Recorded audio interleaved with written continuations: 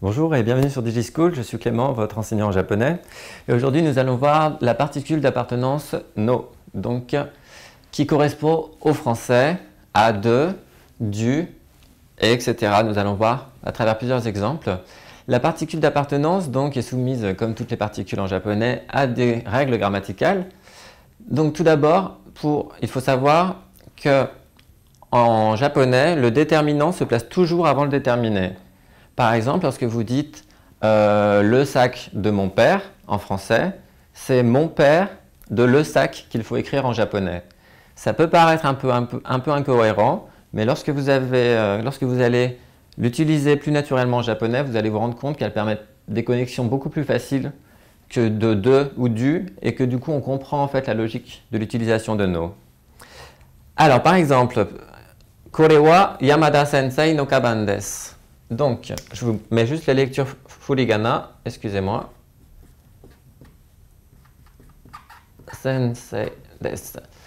Donc, cela veut dire kore, donc le qui veut dire ceci. Yamada Sensei, donc professeur Yamada. No, la particule que nous sommes en train d'étudier. Kaban desu. Kaban, c'est le sac. Donc, en fait, cela signifie ceci, le sac de. Ceci est le sac du professeur Yamada. Toutefois, si on traduit littéralement, on dirait ceci, Yamada, professeur de sac. D'où l'importance de retenir toujours que le déterminant se place toujours avant le déterminé. Il faut savoir que le no s'utilise de façon illimitée. C'est-à-dire que vous pouvez utiliser no, quelque chose, no, quelque chose, no, quelque chose, autant que vous voulez. Évidemment, au bout d'un moment, ça devient un peu lourd, peut-être pour la lecture ou même à l'oral. Donc il y a d'autres manières, notamment nominaliser les phrases, les verbes, pardon. Mais dans ce cas-là, par exemple, j'en utilise deux tout simplement. Donc sore wa watashi no frontsu no shinbun desu, qui signifie sore, cela, près de l'interlocuteur.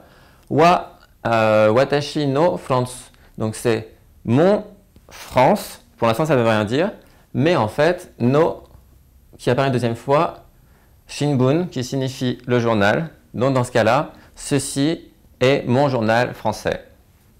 Donc on dit dans ce cas-là, notamment, qu'il a une fonction d'apposition. Une fonction d'apposition, c'est très proche en fait d'une fonction d'appartenance.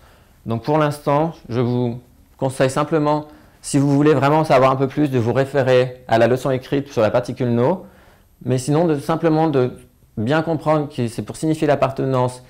Et bien garder en esprit que le déterminant se place toujours avant le déterminé, ça vous suffira largement pour la maîtriser.